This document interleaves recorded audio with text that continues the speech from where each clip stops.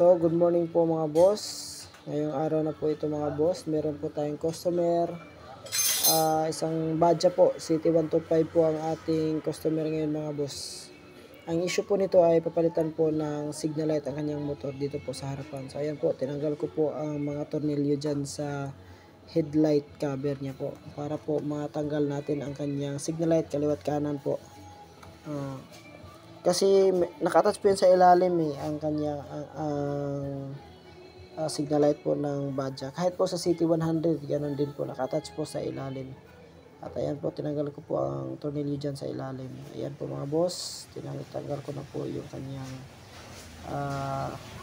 headlight cover po mga boss. Ayan. So ayan. Pagkatanggal po niyan mga boss, tinanggal ko po una doon sa kanan ang kanyang signal light po mga bossing.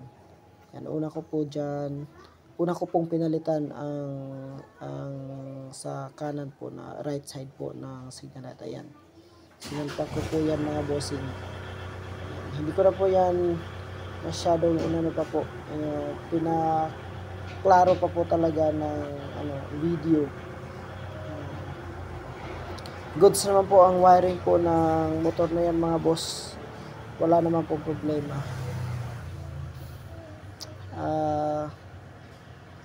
Dapat lang po natin panatilihin mga bossing na meron po talaga tayong mga signal light sa ating mga motor para po wala pong violation kapag nagbabiyahe po tayo sa daan. Kasi violation po yan, yung ganyang sitwasyon po ng signal light, violation po yan sa LTO, HPG, violation po yan sa daan. Hindi ka po kasi makapag-signal light yan ng maayos. So, ayan po.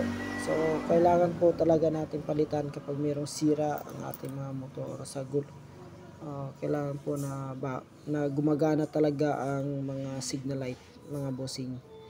Kaya ayan, sinalpak ko po inuna ko po dyan sa right side po mga bossing para po maging goods at gagana po talaga ang kanyang signal light.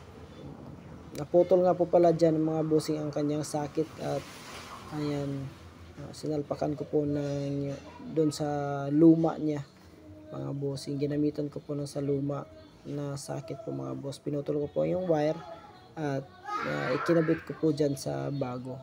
At ayan po, dyan naman po sa kabila mga boss, sa left side mga bossing, ayan, fast forward ko po ang dyan mga bossing kasi medyo matagal po ang video na ito kasi natagalan ako sa paghanap ng mga tools ko po mga boss. Kaya ayan, fast forward po yan mga boss pag edit po. So ayan, nakabit ko na po yan mga bossing, dalawa na po yan mga boss, kaliwat kanan mga boss, at na-testing ko po yan mga boss, goods na goods po mga boss. Siya nga lang po talaga mga bossing, hindi ko po napakita sa inyo ang pagkabit po niyan na tapos na po talaga kasi nalubat po yung cellphone ko. Medyo madali na po malubat yung aking cellphone, kaya ayan, nag-error po. Tsaka nag-memory full po siya, so naputol po yung video na to mga boss. So ayan lang po. Maraming salamat po sa pagsubaybay sa ating mga video at sana po mag-like and subscribe kayo po sa YouTube channel ko. Salamat. Bye-bye.